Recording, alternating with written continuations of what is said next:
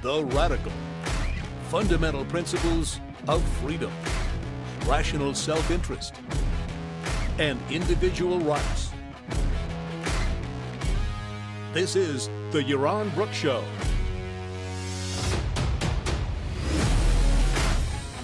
All right, everybody, welcome to Yaron Brook Show on this Friday night. I hope you're all having a fantastic week and ready for the weekend. All right, you're here on the Yaron Brook Show, and today we're going to try to be optimistic. I don't know what hit me today. I think because I was pretty pessimistic all day, and I figured, no, I can't end the day like this. We're going to have to figure out a way to be optimistic and positive, and find some positive in this rotten culture, because too many of my shows, show after show after show, I've been covering all the negatives, all the bad, all the horrible. So I thought we'd do something about the potential at least, for something positive. Because even here in Puerto Rico right now, they're starting to lock things down a little bit. It's not quite as bad as it used to be, but just today they announced that they're going to restrict number of people in restaurants. They're going to restrict your ability to hang out at the beach. You can just go in the water, swim, and come out. So the restrictions are happening. I should be in California by now, and California's a mess. And don't even get me started in the whole COVID thing and how pathetic the United States is in dealing with this. Just look at the rest of the world, and the rest of the world is coming out of this, and we're deep into it. Death rates are climbing in Texas and Florida, Florida quite a bit, and in California. None of this had to happen. None of this has to happen, and all the rest. And that's one side, and then there's all the absolute nuttiness on the left that we've been going through. What was it? Whiteness yesterday, and white fragility, and Black Lives Matter, and on and on and on. What I call the nutty left. And by the way, a lot of people said, "Oh, you shouldn't call them nutty left, or the Marxist left. You shouldn't call them the Marxist left, or the fascist left. Just let me call them the nutty left." I like calling them nutty left. I think it's a mistake to lump them all as Marxists. That is, I think it plays into their hands. Some of them are Marxists, some of them are not. I don't think. I think it's much more. There's much more intellectual subtlety there. And then, of course, fascist left. And then there's a fascist right. But why isn't a fascist left just socialist? So I think they're just socialists, right? So that's what a fascist left is. So hell with it. They're just a nutty left. I like the nutty left. So the real question at the end of the day, after doing show after show after show about the horrors of the culture and the world and the politics in which we live, is there hope? Is there a potential for real change? And I did this session, a Zoom session with about 100, maybe about 50, 60, about 60, mostly young people talking about what they could do to change the culture. And there were a lot of decent ideas and but there was nothing really came of it that really went, yeah, that's it. And the fact is, I didn't really expect it, because I think that anything that's going to happen is going to happen organic. And I also think that whatever happens is just a lot of work. It's just getting in there into the trenches and doing the kind of work to build a movement that needs to be done. I'm really looking, I guess, what I'd really love to see is I'd love to see the Charlie Cook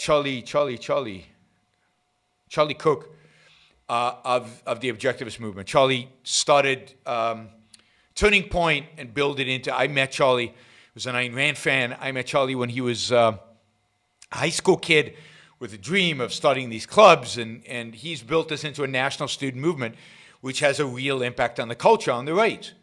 And I think it's gone off the rails and gone in a horrible direction. But if I had to recommend to the young people what to do, they need to build a movement. And to build a movement requires effort, time, and leadership. And they need leadership. And not leadership from me, not leadership, but leadership from them, leadership from within. They need, some of these young people need to come together and and just start working, start doing it, start putting it together, start putting something together.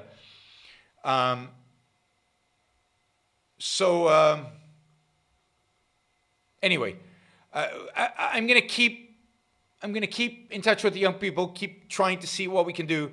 Maybe do another Zoom. We'll see. But again, I think the main of the work. But I want to take a larger cultural perspective. Is where I am. And as you know, I'm pretty pessimistic about the world and pretty pessimistic about the world of politics. At the end of the day, I think the Democratic Party has moved dramatically to the left, in spite of the fact that they nominated Biden, who's not a wacky leftist, but the party, the grassroots, certainly have moved way to the left. And it's a corrupt left. It's not even a socialist left. And this is why I don't like calling them socialist or Marxist, because it's more than just economics. It's culturally depraved. It's egalitarian left. Maybe egalitarian is the best word. It's culturally depraved. It's racist. It's a racist left, and it's just nutty. It's an unthinking left. And the right has moved towards Trump, to Trumpism, which I think is a nationalist populist right, an anti-capitalist right. An anti-capitalist right is the best way to think about it. It's a Tucker Carlson right. And I think Tucker Carlson is the future, probably the future of the Republican Party. So the Republican Party, and there's really no home for even, I'd say, traditional conservatives who believed in somewhat free market, who are wimps, couldn't defend the free markets, didn't take it anyway, but at least had a vague, kind of the Reagan Republicans. I think that part of the right is gone. So you've basically got nationalism / populism on the right, and you've got wacky egalitarianism / socialism on the left. And both sides dabble in racism. Both sides have strong elements of racism as part of it. And that's a recipe for disaster if you think that one of those can win. But here's the optimist, or here's the sense in which I don't think the American people are actually in either one of those sides. I don't think the American people are wacky left or wacky right. I think the American people are solidly in what you could call kind of a center. They're generally, pro-business, pro-markets, not in principle, not consistently, far from consistently. And they're generally pro, equality before the law, and no racism, and no police brutality, and gay marriage, and just leave people alone. And I don't think, some libertarians say, American people are libertarian. I don't think the American people are libertarian. They certainly are not libertarian in economics. But they're not socialists. Even the people who are going to vote for Biden are not socialists. And indeed, one of the indications of that is that Biden beat Bernie Sanders in a landslide.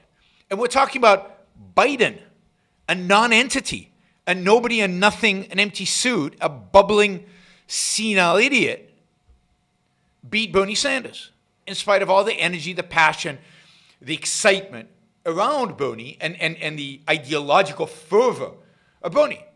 The Democrats did not want Bernie Sanders. They didn't want him 4 years ago when they nominated Hillary Clinton above him. They didn't want him this time. They wanted a centrist. And I think that's where most of the country is. I don't think most of the country is on the nationalist. There are elements, I think, in the center. They're strongly anti-immigration. They're strongly a number of other things. But I don't think the country's on the wacky left. And I don't think the country is really committed, although a bunch of Republicans are really committed to a kind of nationalist, populist agenda. But most Republicans voted for Trump at the end of the day because they didn't want to vote for Hillary. And now it still amazes me that Trump won the primaries. So don't get me wrong. There's a big portion of the Republican Party that still supports Trump. But I think that they are going to, by the end of this term and by the end of this election, that they're going to regret the choice they made in 2016. And then they're going to maybe move away. We'll get to this in a few minutes when we talk about likely outcomes of the election. They're going to maybe move away from his nationalist, populist agenda. And then I was reading today Andrew Sullivan. And I talked about this yesterday. Andrew Sullivan is leaving New York Magazine, and today we learned why, and basically he's been fired. Basically, New York Magazine fired him, not because he doesn't bring in readers. He does. He's one of the most popular writers in the magazine. Not because he's not a good writer. Everybody recognizes that he's an excellent writer. But because he's too conservative for them. Now, think about this. Andrew Sullivan, I don't know how much you guys know about Andrew Sullivan, but Andrew Sullivan is a never-Trump, gay, pro-gay marriage, former Republican, never Trumping. He calls himself a conservative, but I don't know conservative on what. He's moderate in pretty much every position. He's not a radical for capitalism. I think he's more anti-immigration than I would have expected. But the reason he was too conservative for them is that Andrew Sullivan, column after column after column after column, went after the wacky left. And that's what was unacceptable to them. And it wasn't like he was harassed like, what's her name? Anyway, you know who I'm talking about, the New York Times author. It was that because he didn't have an opportunity to be harassed, it was just that his views, he was too single-mindedly focused on going after Barry Weiss, focused on going after the nutty left. They couldn't tolerate that at New York Magazine. Now, it'll be interesting. Some of the other people who are more, the more rational elements within New York Magazine, the people who oppose the nutty left within New York Magazine, whether they'll survive there. But Andrew Sullivan was a little too much. I mean, Andrew Sullivan, I learned a lot from him. I learned about intersectionality. He was the first writer that really made any sense to me about intersectionality, and he talked about it as religion. And I thought he was brilliant on attacking the left. Of course, I disagree with him on lots of things. He's quite religious and so on. But so what is happening to Andrew Sullivan? And this is what gave me a sense of optimism. I know you've been waiting for the optimism. Yaron, where's the optimism? What the hell's going on? The optimism is that the better people, the opposition, if you will, the opposition to both the wacky left and the wacky right, are not going to go away. They're not going to disappear. The opposition has an outlet, and the outlet really is technology. It really is the internet. And yeah, you can get people kicked off Twitter, you could get people kicked off Facebook or whatever, but somebody like Andrew Sullivan is going to go and he's going to start his own platform. I think he used to run something called The Dish, which was a blog site, and he's recreating The Dish, and he's going to go out and he's going to write, and he's going to be probably more influential and more of a big voice than he was at the New York Magazine. But it's not just Andrew Sullivan. It's a fact that all of us, we have a voice, we have a platform, we have a medium to communicate out ideas that just didn't exist even a few years ago. I mean, I get daily emails from the Dispatch, The Dispatch is a bunch of conservatives who write. They summarize the news in the morning, and then David French has his own thing, and then Jonah Goldberg has his own thing, but they're all under one umbrella called the Dispatch. I disagree with a lot of what they write. They're much more standard old-time conservatives, and their religion, particularly David French's religion, and many of the other things are just not good, and they're certainly not consistently pro-capitalism the way I would like, and everything else. And morality is all screwed up. But they're better than anybody else in the political kind of cultural landscape. And they have a platform. And they will not be silenced. I mean, I look at some of the better libertarian thinkers, economists, and so on. They all have platforms. They can reach tens of thousands, hundreds of thousands, millions. Peter Schiff was just on Joe Rogan. I think he did I haven't watched the whole 3 hours, but the little I watched, he does a pretty good job. He's not an objectivist, so you don't expect him to make the moral case for capitalism. He struggles with that, but he makes a pretty good case for capitalism. And he's out there talking. And millions of people are listening, more people than listened in the past. We all have platforms that give us access to large audiences. Now, mine is relatively small because my ideas are out there, particularly radical, and I don't expect my ideas to be the winning ideas in the short run. But I think if the better conservatives and the better liberals in the classical liberal sense, liberals in the sense of on the left but center-left, the Steven Pincus of the world, Jonathan Haidt of the world, Jonathan Chait of the world, if they have a bigger voice, then I think we all benefit, not because they have the solutions, not because they can solve the problems, but because they all slow things down. They will slow things down. And that's all we can expect now. The world is heading downwards. The trajectory is unequivocally negative. The only question is, what is the best strategy for slowing things down? And to slow things down, we're going to have voices that prevent the extremes, the wacky left and wacky right, from dominating, from getting their way, from instituting their policies. If we can get the more centrist left and more centrist right back into leadership positions in their political parties, things will slow down.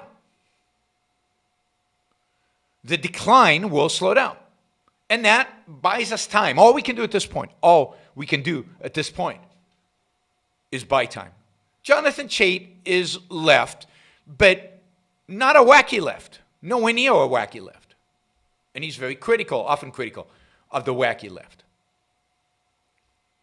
And I think we need to find voices on the left who are not the nutty left. We need to find voices on the right who are not part of the wacky right. And I wish they would all form a third party and crush Trump and Biden, but they won't. So we need to just encourage their rise within their respective parties. And I think these intellectual voices, they're not bad. I mean, I read the Dispatch, I read John Goldberg, I read Andrew Sullivan. They're good writers. They make good arguments. They have a large following. We need to have bigger followings. I'm encouraged to see somebody like Don Watkins start a podcast, start a YouTube channel. I encourage everybody to go to the YouTube channel and subscribe and to sign up to his blog. He's got a Medium, I think, blog, but I think he's mostly doing now YouTube. So sign up to his YouTube channel. Support the better voices out there in the culture. Bret Stephens is a better voice sometimes. Sometimes he's a little nutty, particularly when he talks about Ayn Rand. He goes all crazy. But Bret Stephens in the New York Times is a better voice. We'll see if he survives at the New York Times. Alex Epstein has done good work on energy, but we need more. We need many more. As I said, you guys need to find platforms. You guys need to be out there advocating for ideas, because I think at the end of the day, what is going to happen is there is going to be a massive void of ideas that are not wacky left or not wacky right. There's going to be tens of millions of people looking for an out, looking not to vote for Trump and not to vote for a wacky left. I think this time they're going to go with Biden, but I think they're going to be disappointed after that. So this is really an opportunity. No, Dinesh D'Souza is part of the wacky right. Dinesh D'Souza is horrible. He's a religious nut. He's everything bad about the Republican Party. I mean, once in a while he does something good, but now I don't trust even the good stuff he does because he's so wacky on everything else. We need to take this opportunity to leverage all of our efforts, to do more, to get more exposure, to take on more issues, to take on more people. And we need, to the extent, on particular issues, to the extent that we can, we need to support better classical liberals. You know, what used to be called the intellectual dark web, I think is still around, still of value. I see it expanding beyond. I see some, I don't know. Hopefully it expands beyond the people that are currently associated with it to anybody who's kind of rejects the wacky left and rejects nationalism and populism. And some people in the intellectual dark web are going to fall off because they're going to either adopt the wacky left or the wacky right. But I think there's going to be a solid group of intellectuals who just don't buy either one of those. And again, they can't save the culture in and of itself. They can slow the decline down.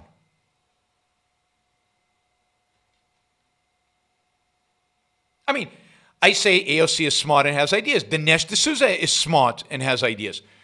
AOC's ideas are evil. Dinesh D'Souza's ideas are evil.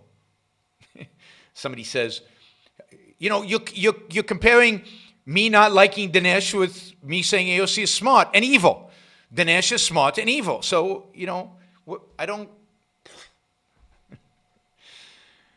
I despise Dinesh. And when you see him talking about religion, you get, it's creepy. It's creepy. So the real struggle here is going to be to take advantage of the void, to take advantage of the absence, and to be much more active, to publish much more, to engage much more. It's time for those of us who believe in free markets, those of us who believe in limited government, those of us who believe in freedom, whether you're an objectivist or some kind of fellow traveler with objectivism, or you generally support these ideas but are not very philosophical, or you are philosophical but don't agree with everything, or whatever, right? This is a time to really go out there and make a lot of noise. This is a time to present to the world that there is an alternative to the nuttiness that exists today.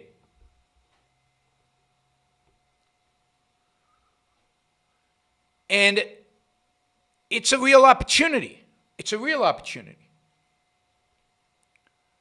to have a positive impact on the culture. To have a real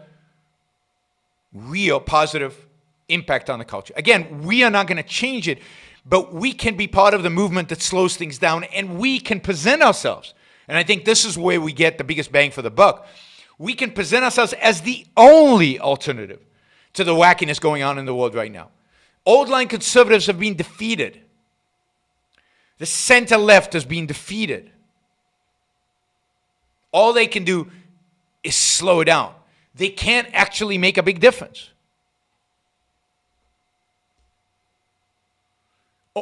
Only we can make a difference. Only we have an agenda. Only we have something different, something new, something exciting to offer people.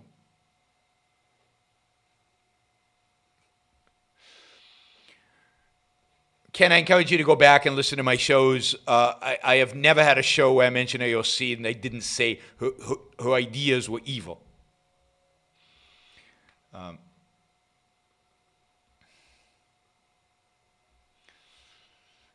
So it's not that I'm optimistic, but that I think there's a real opportunity. And that I think that because of technology, we have the opportunity to leverage our voices in ways that we've never had before.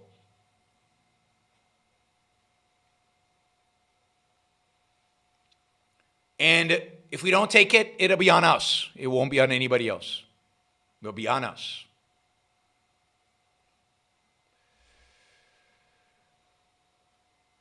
So go out there and act. Do something. Fight. Because it's going to be a fight. Nobody's going to go easy. Now, I want to say something about some potential outcomes for these elections because, part of the world is not ending is my view about, what happens if Biden wins. Now, if Biden wins, what will happen is that the left will overreach. The left will pass an agenda that is anti-American and that the Americans will reject. If Biden wins,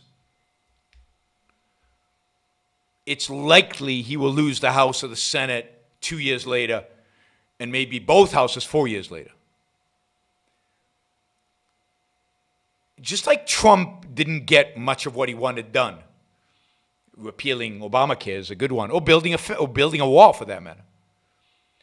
It's almost impossible for any president to get what he wants achieved done. I mean, Obama, in 8 years, the only thing you can say Obama really did, the only meaningful piece of legislation that Obama succeeded in passing was Obamacare. Now, it was bad. It hurts, but the world did not end. And if Biden wins, they'll get some bad legislation passed, no question. Whatever the equivalent of Obamacare, maybe some big green energy deal, or maybe more socialized health care, maybe a public option for health care. They're not going to do it away with private insurance. They'll just make it even more difficult.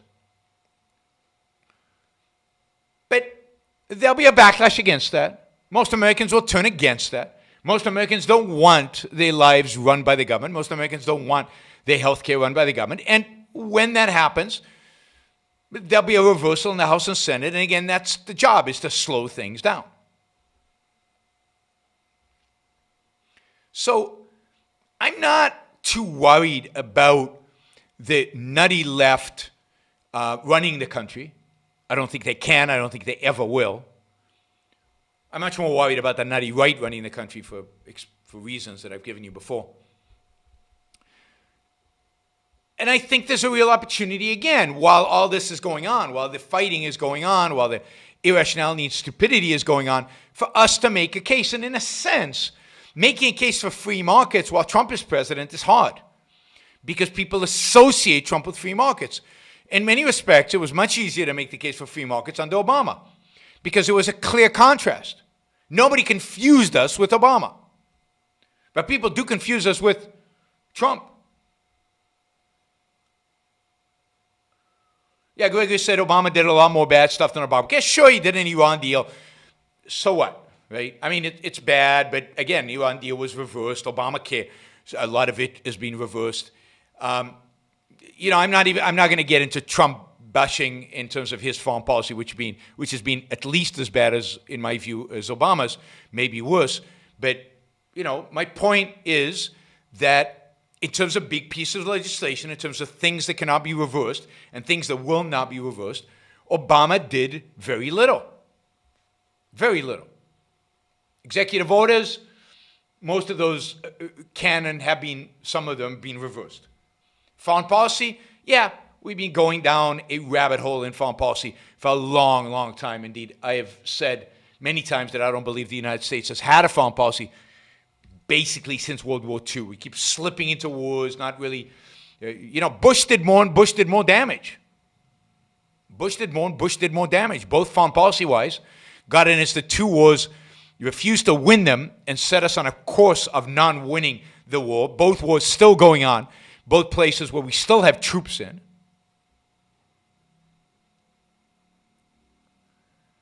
And a legislation like Sarbanes-Oxley that was passed in 2002, which is still with us, will be with us forever, and cost the U.S. economy trillions of dollars. Well, people estimate as trillions of dollars. Just an unmitigated disaster. Unmitigated disaster. So Bush was horrible. Obama was even worse, and in my view, Trump even worse, right? So I actually think that, we're due for some kind of correction. The American people, again, are not on either one of the wacky sides. They're not on either one of the wacky sides.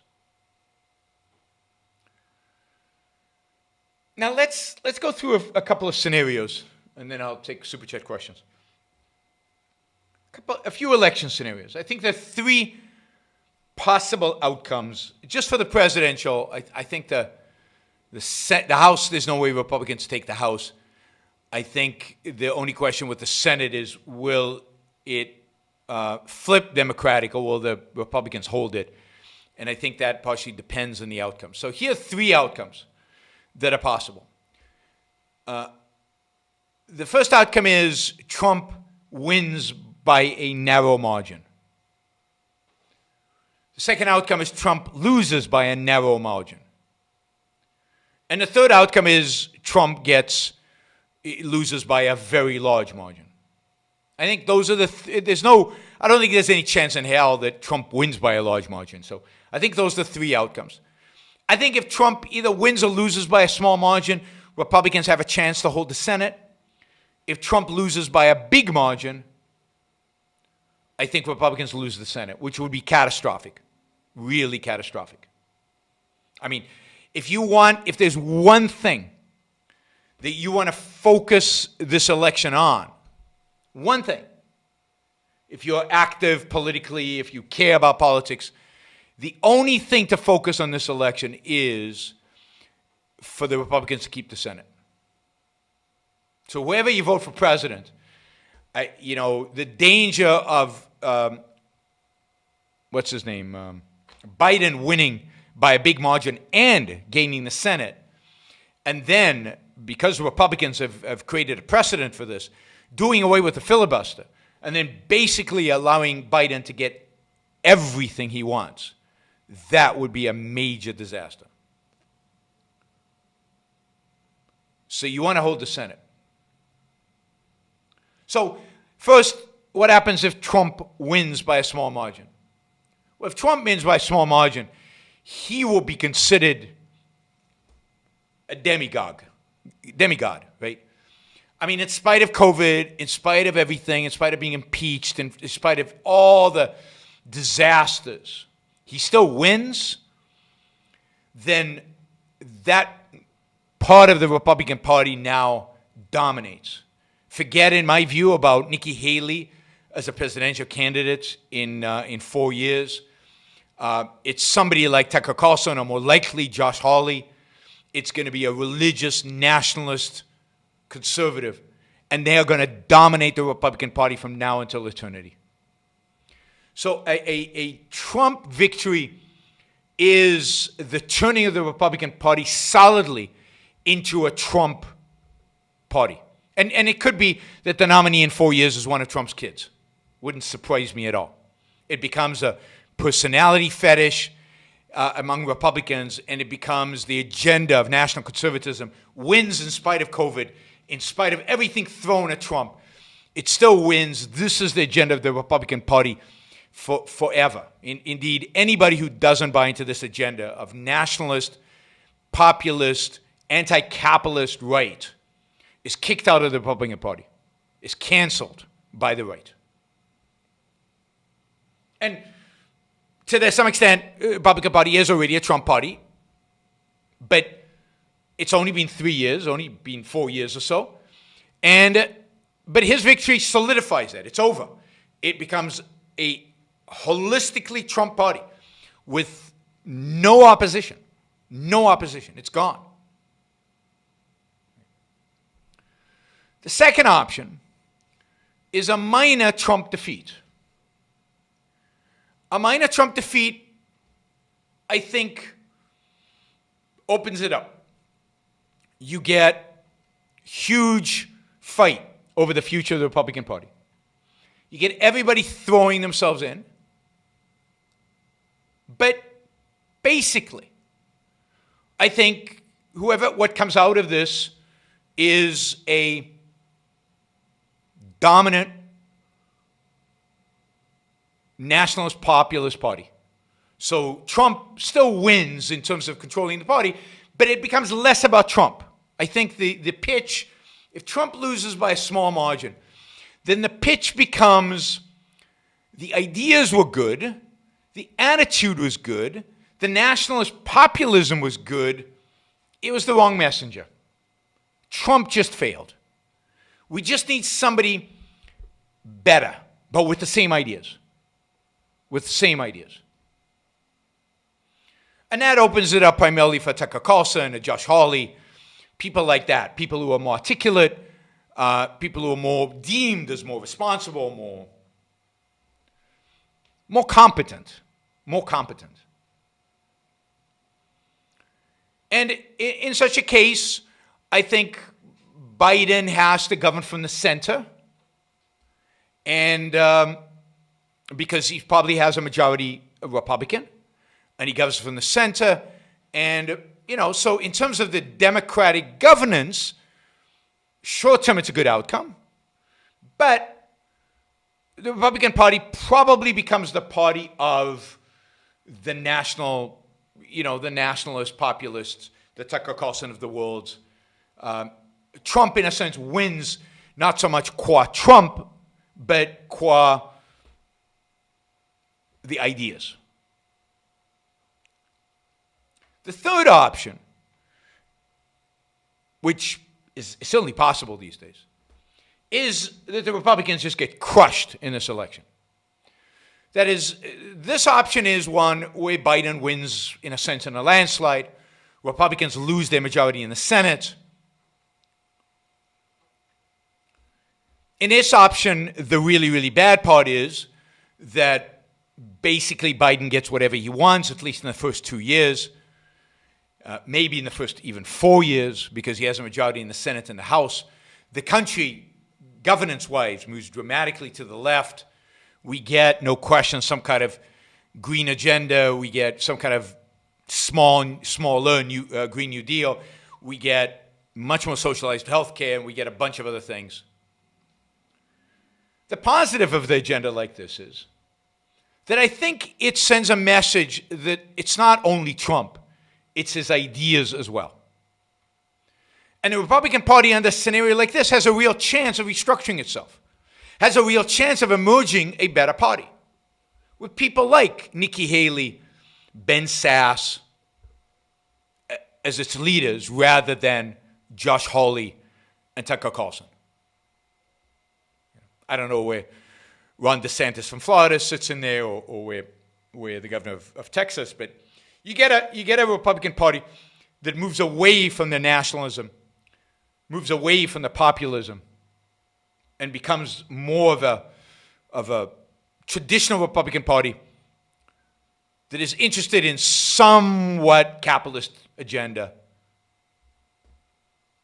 and, a stronger foreign policy.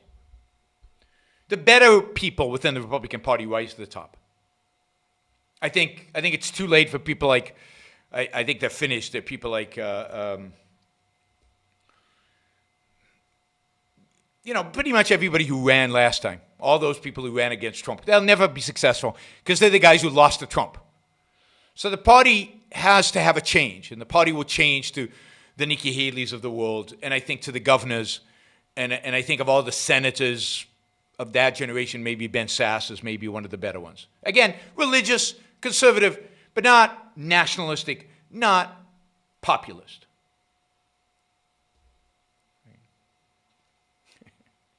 My audience is garbage only on the chat on YouTube. Even on Facebook, it's quite civilized over there.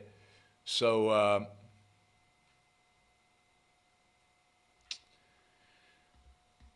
now, note, at least from my perspective, that in the short run, every single one of those outcomes is horrible. From my perspective, every single one of those outcomes is a disaster.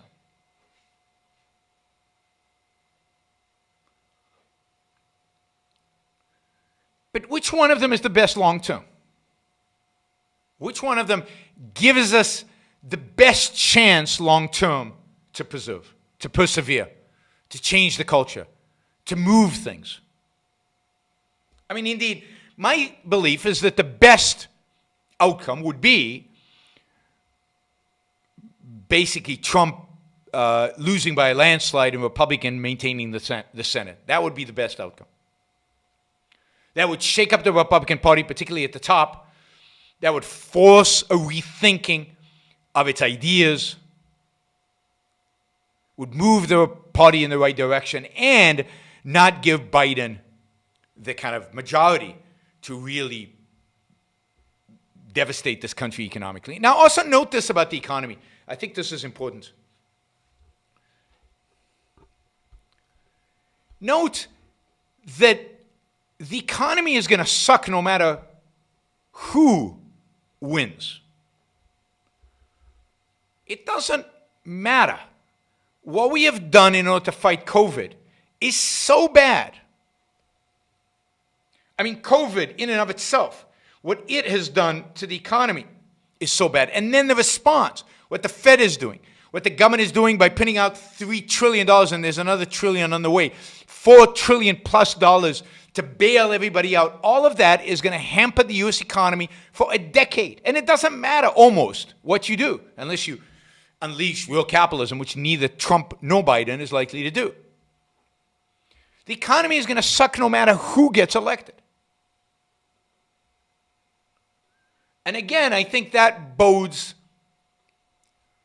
for whoever gets elected is not necessarily going to be able to govern for the long run. I think Biden is easily a one-term president. I think the Democratic Party overreaches. I think the bad economy moves people to vote against the Democrats. I think they don't hold the House and the Senate in 2 to 4 years. I think it all collapses around them very, very, very quickly. So, while I'm very pessimistic in the short run, because every one of these electoral outcomes I think is a disaster, I think there are certain outcomes that in the long run are better, that provide opportunity for some kind of resurrection of a better element within American politics. And, the economy is going to play a huge role here, and I think the economy is going to be so bad it's hard for people to imagine. Because, we're going to have zero growth for a long time and potentially negative growth for certain periods of time, but the economy is not going to recover in robust fashion. Somebody asked, can Ted Cruz ever win? No, I don't think he can. I think he lost to Trump. I think he used to be so anti-Trump. Now he's fawns over Trump. I think Ted Cruz has lost it. I think, what's his name from Florida has lost it. I think all those guys who ran against Trump are never going to be at the top of the Republican ticket. I think they're finished.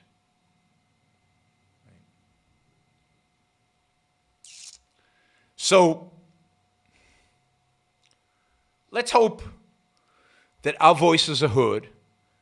And it's not a matter of hope. I hate the word hope. Let's go make sure our voices are heard.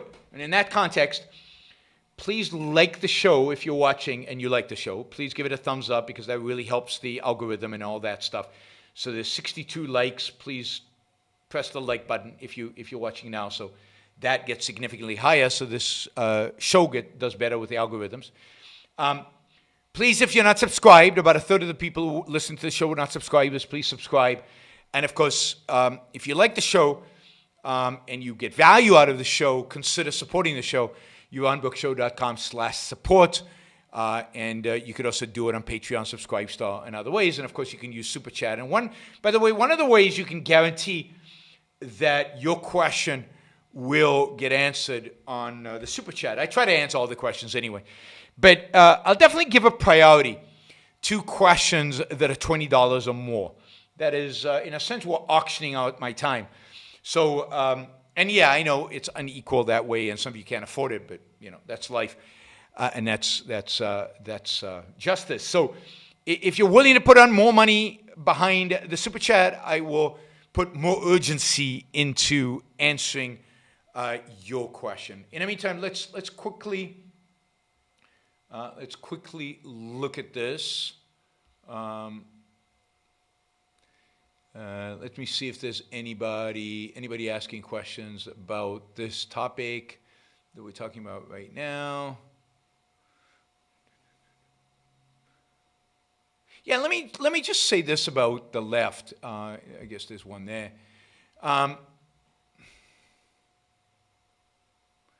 What are your thoughts about Blexit? I don't know what Blexit is. What is Blexit? And people such as Candace Owens, Larry Elder, and Brandon Taylor. I mean, Candace Owens strikes me as a sincere, very articulate, very passionate woman who has a lot of influence out there. Unfortunately, she's very religious and quite anti-Ayn Rand. So, at least as far as I can tell, as far as I know, she's very influenced by Charlie Cook. Charlie Cook was very influenced by Ayn Rand, but then went in this crazy pro-Trump direction. Of course, Charlie Cook could be the future of the Republican Party because he's become so supportive of Trump. But I don't know if Trump is out, then I'm not sure what Charlie Cook actually stands for anymore. It would be interesting to find out. Larry Elder is pretty good, but again, pretty conservative, pretty anti-Rand. I don't know Brandon Tatum, and I don't know what Blexit is. So you'll have to educate me on that one. What do you think of Donald Trump Jr., strong associate with Charlie Cook? He is not as ignorant or crude as his father, not sure what he stands for. I don't know what he stands for either. I don't think he stands for anything, really. I think that Trump Jr., I just don't know anything about him. Other than just because his name is Trump. Otherwise, I don't think he would be known, identified, recognized as anything. And if Trump wins this election, he could run for president next time. It will become a family thing. If Trump loses this election, the family's out. The family is not going to be relevant anymore, right? And again, Charlie Cook, I just don't know what he stands for anymore. It'll be interesting to see if Trump loses, what happens to Turning Point, where they turn to. Did they go to Tucker Carlson route? Because Charlie's been on Tucker Carlson so many times. Charlie Cook. Does he go back to his more free market ideas, or does he stand by his, in a sense, rejection of those ideas? I just don't know. It's hard to tell with Charlie. The power has gone to his head, and now the question is, Blexit is black people leaving Democrats. Was Candace Owens ever a Democrat? I mean, she's pretty young, so if she left very young. I think there are more and more black conservatives or black non-leftists, and you can see that everywhere. I think Eric Weinstein just did was it Eric or Brett? I think it was Eric. Maybe it was Brett. I'm not sure. One of those. Just did a show on his podcast where he had like 8 black kind of non-wacky left intellectuals, and it was good. So I definitely think this is my general view, right? And I've said this many times, but let me try to articulate this again. The wacky left cannot govern. The wacky left has no governing philosophy. The wacky left is anti-governing. It is destruction. It is disintegration. It is tearing things down. It is pulling statues and everything else down. It is not building anything. They have no governing agenda. And to the extent that they want to do stuff with government, it's not doable. The Green New Deal will fail, and quickly. It won't fail slowly. It'll fail quickly because it's complete nonsense. It's truly, really, really, really bad. And it's physically and economically impossible and disastrous on every front. The economy would go into this massive tailspin, and they would have to stop it. The wacky left cannot govern, will not govern. What's their agenda? Dismantle the police, do away with the police. How long will that hold? How long will it hold? If the police is dismantled, how long before Americans turn against that policy?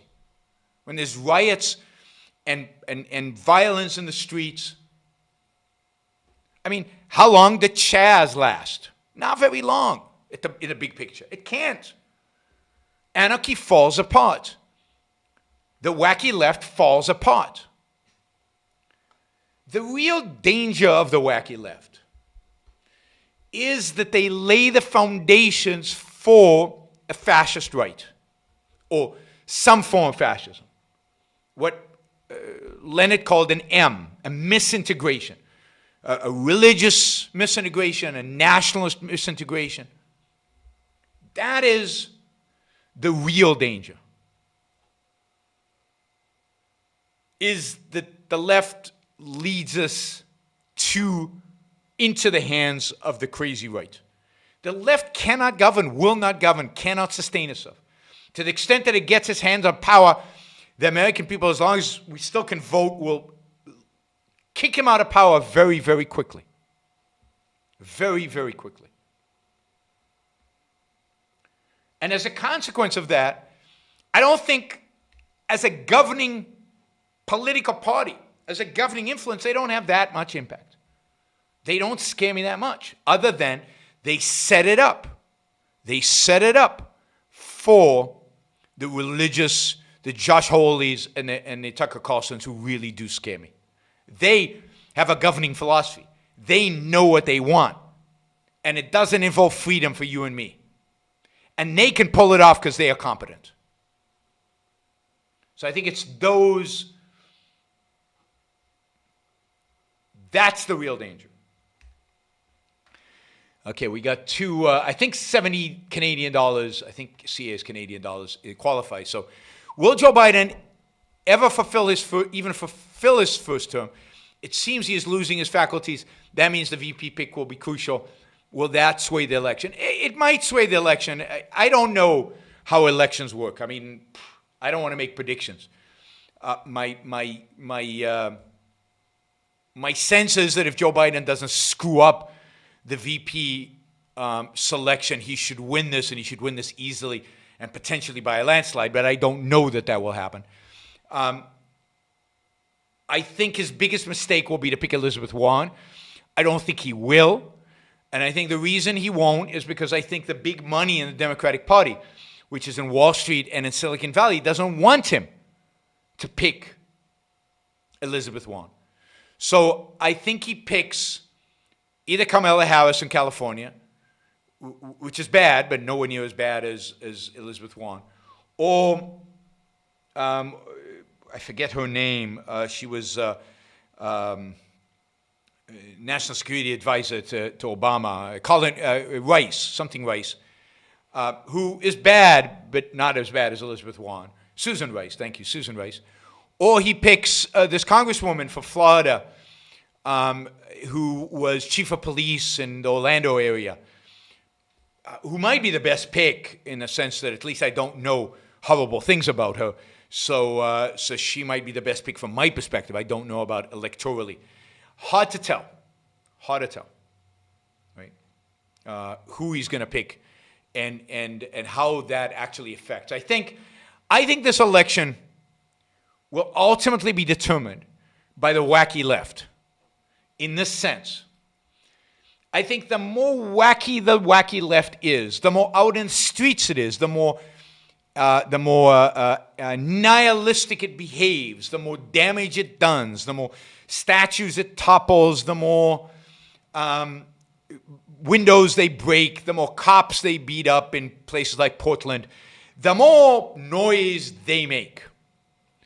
The more the trans people, the more the white fragility people, the more the cancel people, the more those people make noise, the better for Trump. The better for Trump. So the only thing that can beat Biden is if the wacky left asserts itself. The best thing for Biden right now was if the wacky left just stayed quiet for 4 months. Just disappeared for 3-4 months. And let Trump keep falling over himself and make all the focus on Trump and get the focus away from the crazy left. Then I think Trump loses big time. Again, the biggest friend Trump has are the rioters. The biggest friend Trump has is the cancel culture and the activists, the wacky left activists. Those are the biggest friends that Trump. That is Trump's biggest friend. Okay. What would it take for you to get on the Howard Stern show? Big audience. You could present better ways to handle COVID, as well as helping him understand why he's miserable so often.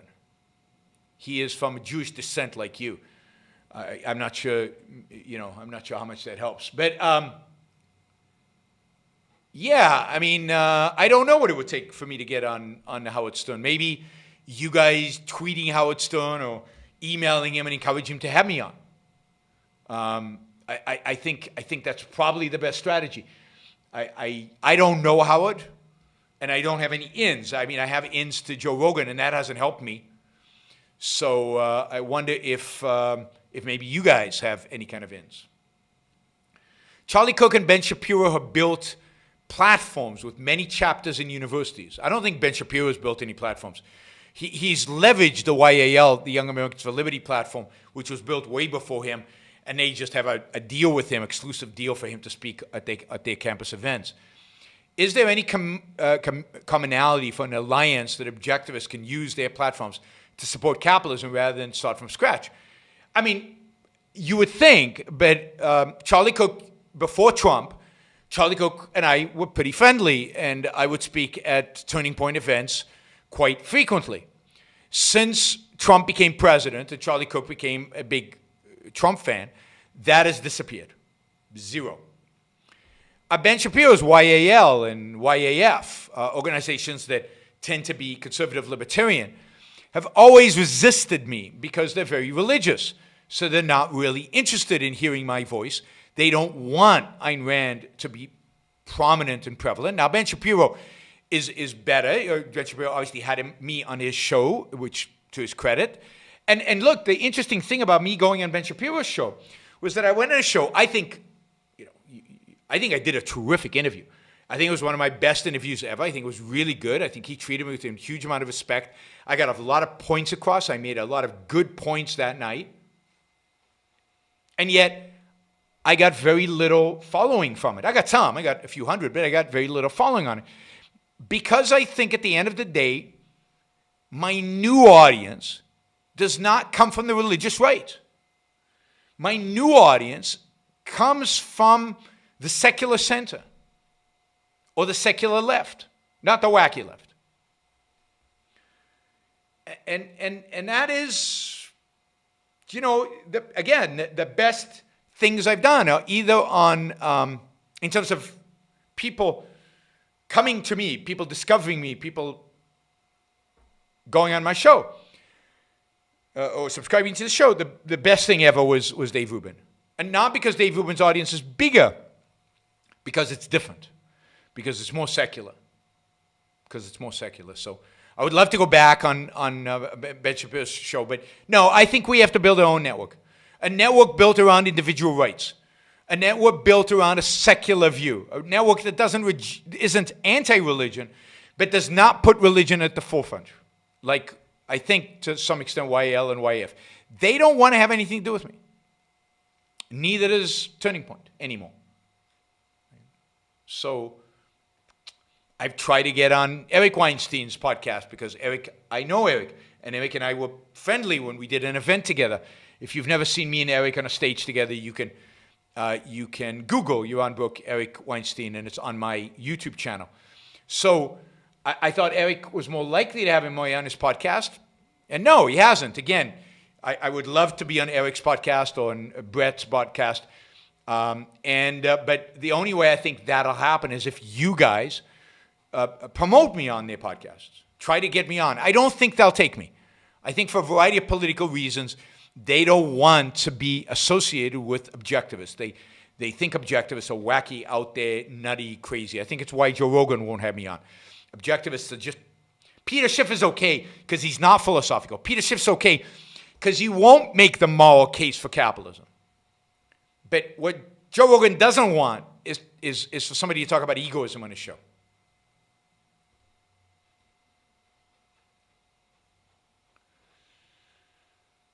So yeah, I would absolutely love to go on any one of those shows, and the best way for that to happen is for you guys to help it happen by promoting it to those the people who have the shows. I will go pretty much on anybody's podcast, even small podcasts. So if you know any podcasters that you think would introduce me to an audience that doesn't already know who I am, please encourage them to have me on. You know, I did this libertarian podcast, investment kind of podcast, and I got a lot of new subscribers and a lot of new followers because of that. So keep going. I did Crowder once, but behind the paywall, and we didn't click for some reason, and he's never had me back on. So all of those, anybody else, just you guys try to get me on. Steven says, this is the first time being able to watch live. I usually listen to the podcast. I always enjoy it and learn something. Thank you. Oh, my pleasure. Thank you for making it live. All right. Just because we talked about Joe Rogan. Did you see Peter Schiff and Joe Rogan yesterday? I'm not going to sit through 3 hours of anybody. Certainly not of Peter Schiff and Joe Rogan going at it. But I did watch a segment. I think you and Peter should work together. Maybe have him on. Peter just sent me a message. Unfortunately, he sent it on Instagram, and I have no idea how to message back on Instagram. I have to go on, and so he sent me a message. We're very friendly. Peter and I are very friendly. I would actually like to do more with Peter. Particularly, I don't think he's in Puerto Rico right now. I think he's at his home on the East Coast for the summer. But I think when Peter gets back to Puerto Rico, we'll do something together. We'll do more together. I'll go on his show, he'll go on mine, or whatever. Or we'll just do something together. We'll figure something out. I'll go visit him and sit down and brainstorm about what we can do together. Because in spite of our disagreements and on investments and on specific economic things, I like Peter. And again, I think he's a passionate, positive voice for economic liberty. And the fact that he dislikes Bitcoin just makes me like him even more.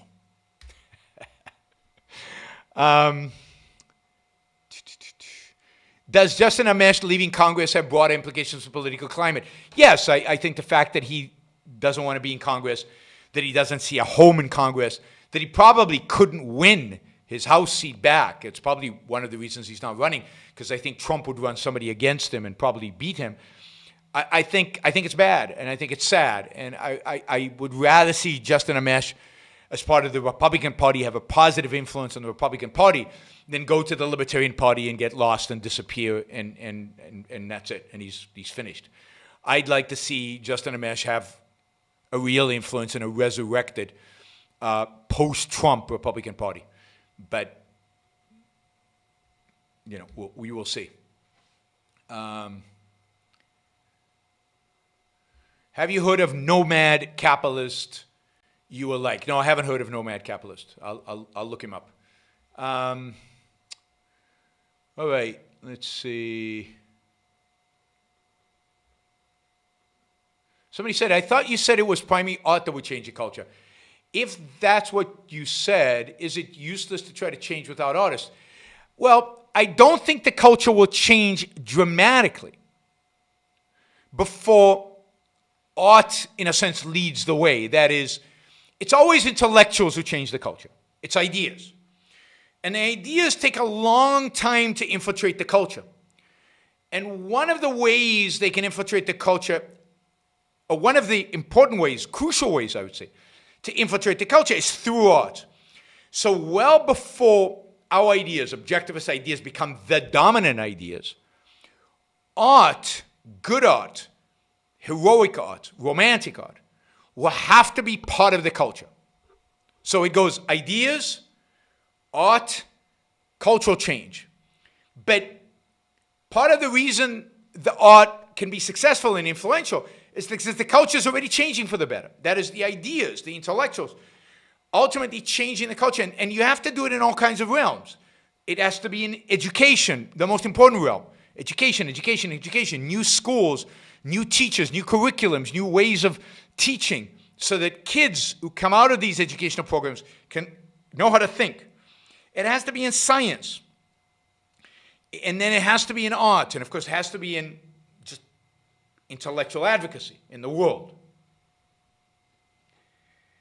And so it takes many steps, and everything, it has a feedback mechanism. So the intellectuals feed to the art feeds into the culture feeds back into the intellectuals and the artist, and it's a constant moving thing. Think Renaissance, think discovery of Aristotelian ideas, then Renaissance, then Enlightenment. Now, during the Renaissance, there are lots of intellectuals, and the culture is becoming much more Greek, much less Christian, which allows the artistic Renaissance to happen. And all of that sets the stage for the possibility of an Enlightenment. And that's what we need. We've got Aristotle and the culture. That's Ayn Rand, objectivism, and fellow travelers, if you will. And what we need now is that to keep going into the culture, plus the artists. But I can't bring about the artist. The artist is just going to have to come, discover, paint, sculpt, make movies. I'm also encouraged by the fact that a movie like Mr. Jones was made, created. I think it's a wonderful movie. I think you should all see it. I think the fact that it's not very prominent is sad. These are the kind of movies that have to be prominent, have to help us, because they will help us change the culture, not only because it's an anti-communist movie, but not only because it's a pro-objective journalism movie, but because it's a romantic movie in the sense that it's this man's choices and his heroism that can inspire young people. Right? So all of that will bring about cultural change. What I'm talking about really today, talked about earlier today, is the short run. What is going to happen soon? We're not going to get an objectivist culture soon. How do we slow things down? And is there a possibility for it slowing down? And I think there is. And I think the possibility of things slowing down comes out of the fact, the inability of the wacky left to govern. And I think the incompetence of Trump. I think those two things, the Trump incompetence and therefore the fact that he'll lose, and the inability of the left to really become a governing ideology, is going to give us time to hopefully slow things down enough so that in 10, 20 years, things can start getting better. That's my hope.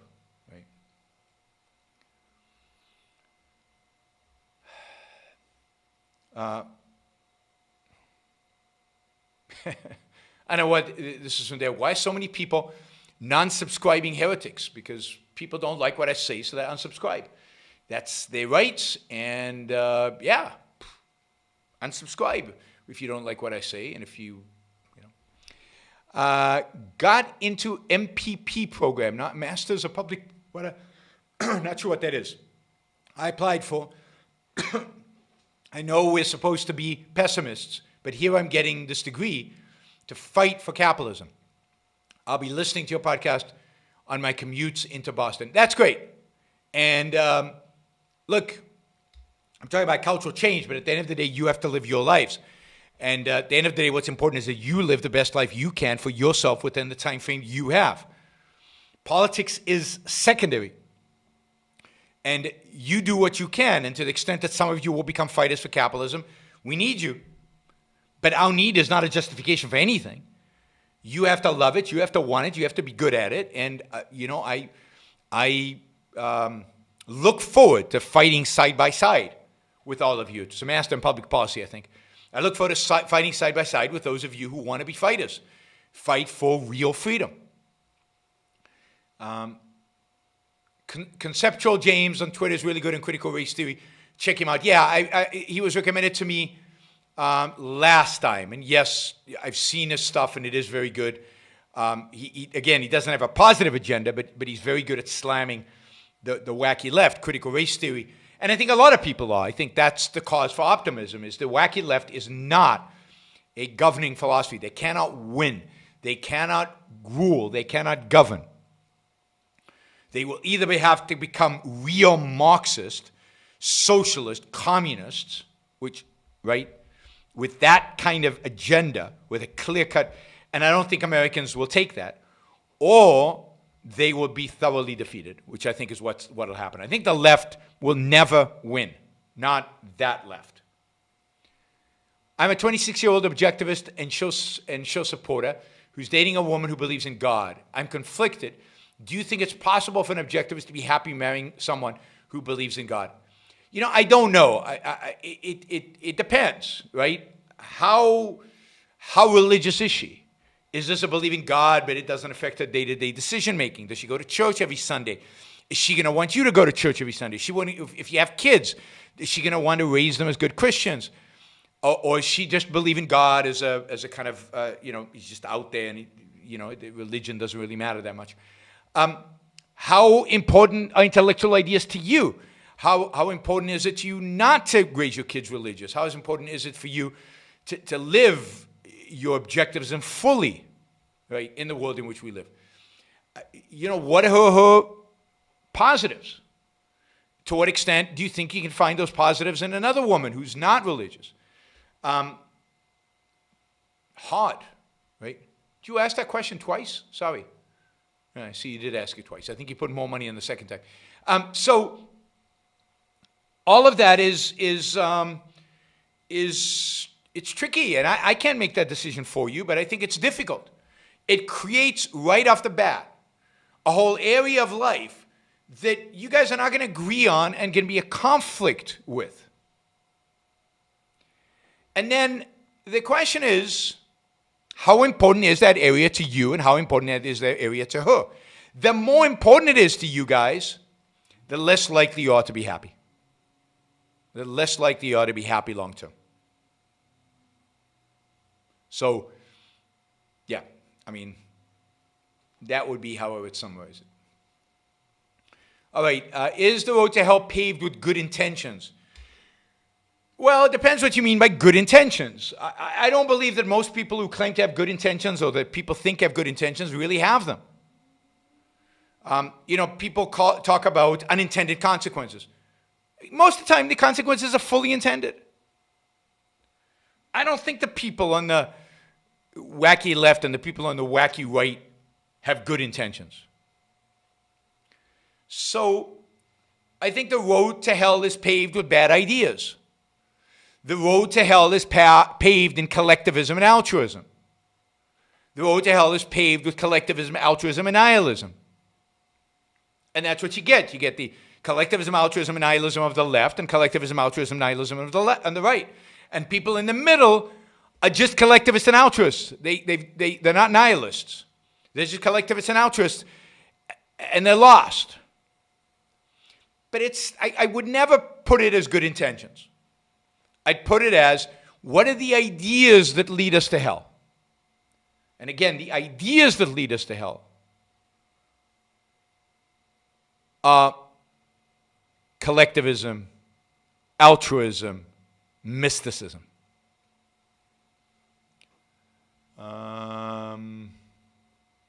Tax in the U.S. I don't see a question on tax in the U.S.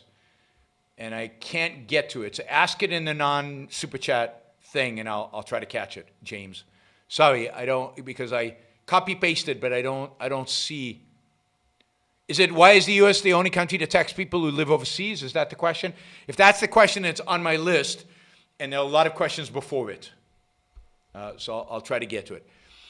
Let's see. Always remember that industry marches on, regardless of political dysfunction bullshit. Give this a few years and run for office if you doubt them. Well, but does industry really march on? Industry could be so badly regulated, so badly taxed, so badly crippled by the economic policy that it is not allowed to march on. So, or maybe you mean history marches on, I'm not sure. I think we will survive the political dysfunction. We will be less well off. We'll be less rich, less free 10 years from now than we are today. But we'll still be around. There'll still be a battle. And there'll still be a chance to turn things around. And you, because you're much younger than I am, will be at the forefront of that battle. And you should arm yourself now. You should prepare yourself now. You should arm yourself with the only weapon that really matters, which is ideas. We need to lead a coalition of the won't go away. Yeah. We need to lead a coalition of the rational, of the individualistic. And to me, the coalition needs to be under the banner of individualism, which is the rejection of the collectivism of the right and a rejection of the collectivism of the left. What we need today is an individualist movement, a movement advocating for the ideas of individualism, the sanctity of the individual, the primacy of the individual, the rights of the individual. And that is the way to differentiate ourselves from Tucker Carlson, the collectivist, to AOC, the collectivist, from Tucker Carlson, the socialist, to AOC, the socialist, from Tucker Carlson, the nationalist, another form of collectivism, to AOC, the nihilist, I guess, or just the socialist. Glenn Greenwald is an anti-American socialist, horrible, evil person. I mean, the only good thing Glenn Greenwald has done is help save, what's his name, Snowden. But other than that, he's a horrible, horrible leftist, he's a Marxist, an anti-American Marxist. He's much more in the category of, or sympathetic to Noam Chomsky.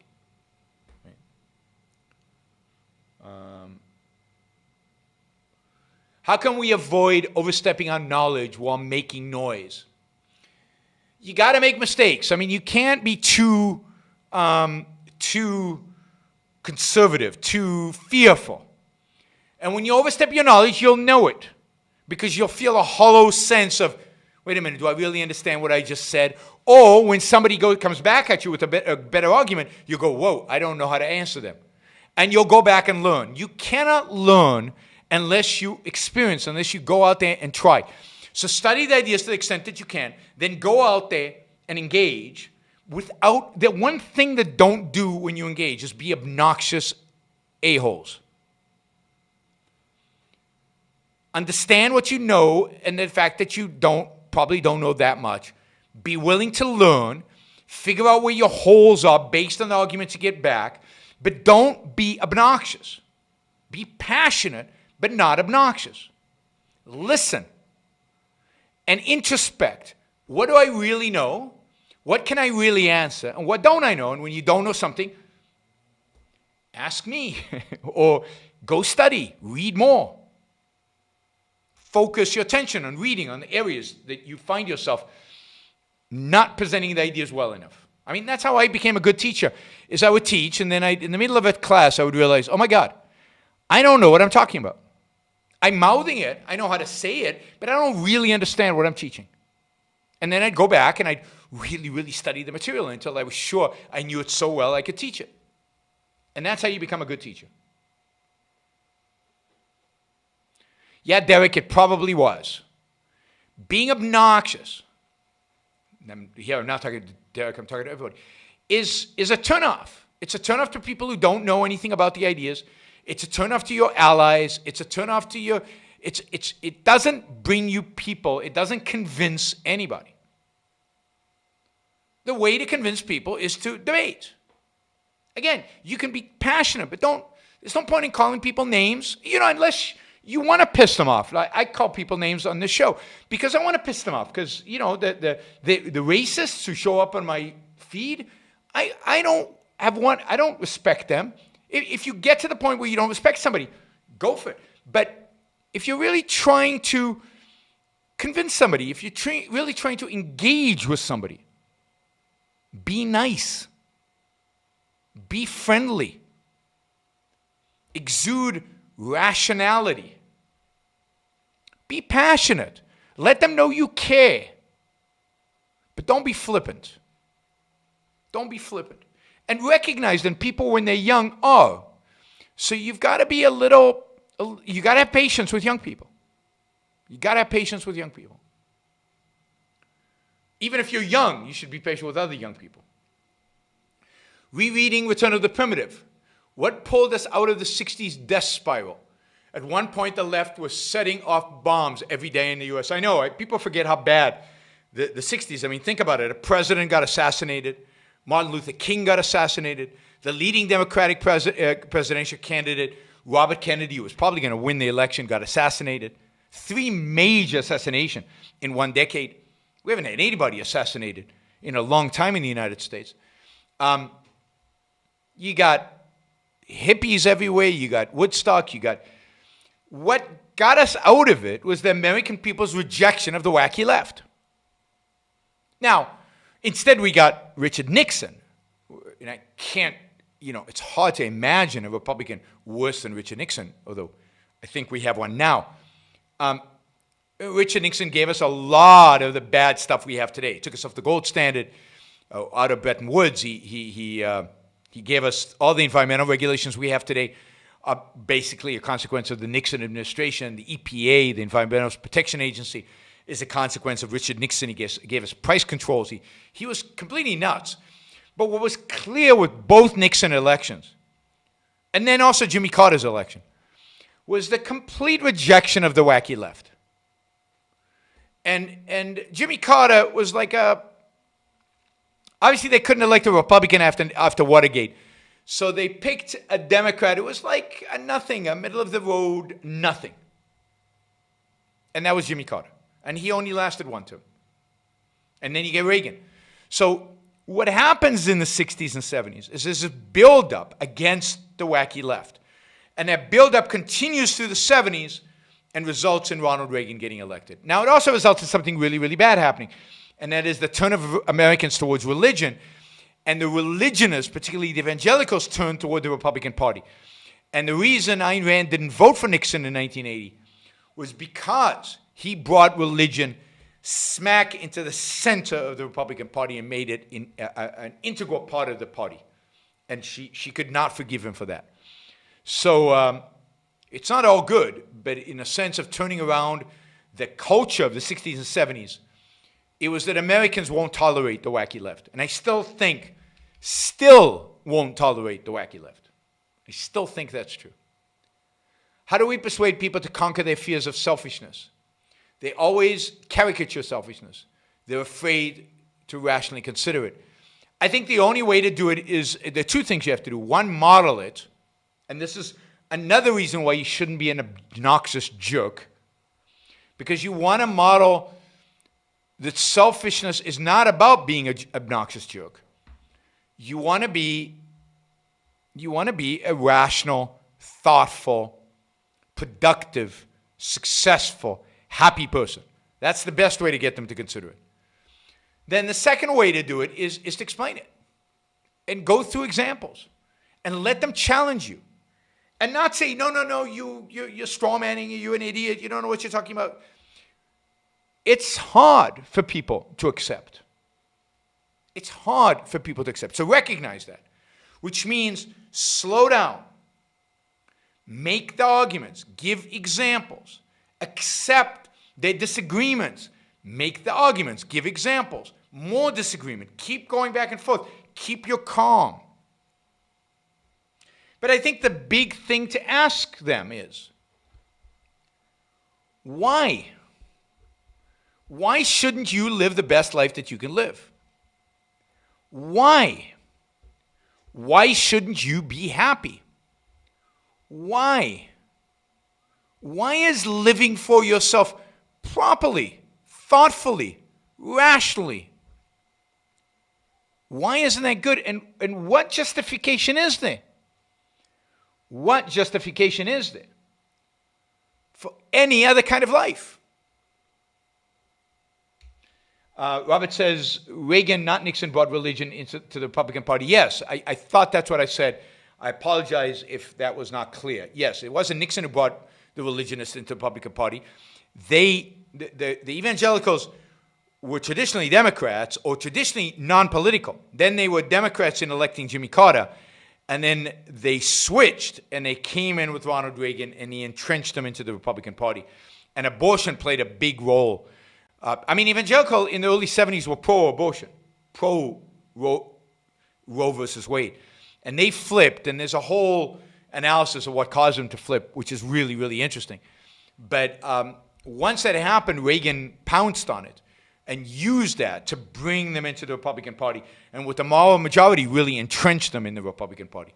And that's a sin that he should never be forgiven for. Somebody says, you took PPP dollars, but you're against reparations. Yes. I took PPP money because it's my money. I paid taxes much more than I took. Much more than I took. My contributors to the Ayn Rand Institute paid taxes much more than we took. The employees of the Ayn Rand Institute collectively have paid more into taxes than the Institute has taken. So I'm getting my money back. Reparations are not about getting your money back. It's about redistributing. It's about taking money from other people and giving it to you. And reparations are not about you. Reparations are for sins committed, not by me, but by past generations. Reparations are for sins committed against people who don't live anymore today. Or, right, if there was slavery reparations. If it's Jim Crow reparations, then they're very old. So if you would consider any kind of reparations, maybe it would be Jim Crow reparations against those. But they're in their 80s and 90s. So, no, reparations, and let me also say that the only reason I think it's okay for me to take PPP is because I'm against PPP. The only reason it's legitimate for me to take Social Security is because I'm against Social Security. To be for taking people's money, including mine, is to be anti-life, to be anti-capitalism, to be anti this world. You don't deserve anything. The only people who deserve to get their money back are the people who argued against taking it from them to begin with. I'll repeat that because it's important. The only people who deserve to get their money back are the people who argued against having it taken away from them to begin with. If you're arguing for high taxes, you don't deserve to get your money back. You are being responsible for decades and decades of people stealing other people's money in the name of, in a legal framework. It's only those of us who are arguing against the system of redistribution who deserve to get some of our own money back. And, I know that's sometimes tough for people to get, but I've always said objectivism is not easy. Philosophy is not easy. Why is USA the only country to tax people who live overseas? Do you think COVID will encourage other countries to tax their people in a similar way? I don't think COVID will do that. I think there's going to be a lot more pressure to have a uniform tax system around the world so that people can't escape the taxes. So there might be pressure like that, but why is the USA the only country to tax people? I think it's American arrogance. Americans are special. The American government, you shouldn't be able to get away from paying in to the American government because it's special. I think there's a certain humility in other countries that among the people, even to some extent, even among the government, if you move to another place, they tax you. You're not in. But America, there's something about, and I don't know the history of it. That's a good question. Let me do this. Let me look into the history of this. Of taxing worldwide income. But it's more than that today. America is one of the only countries, maybe the only country, where if you give up your citizenship, they will tax you.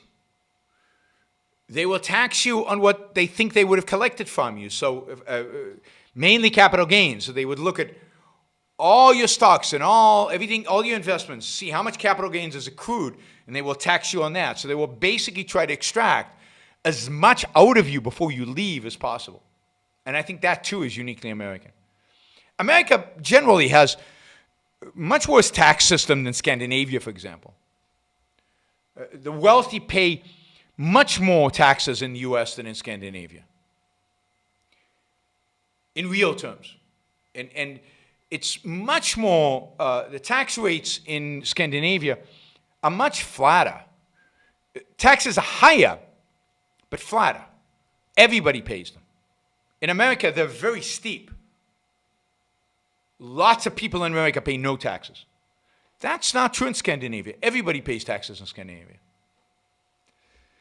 Majid Nawaz is on hunger strike against the Uyghur genocide in CCP. What should Western countries do? What should business do to stop this injustice? Well, I don't think Western governments should do anything other than, which is, I think, a major thing, I've said this a long time ago. I don't think we should have an embassy in Beijing. I think we should pull our diplomatic relations from China. And I think we should use the bully pulpit to condemn them for that, for the way they treat their own people, for what they've done in Hong Kong. Literally close the embassy in Beijing.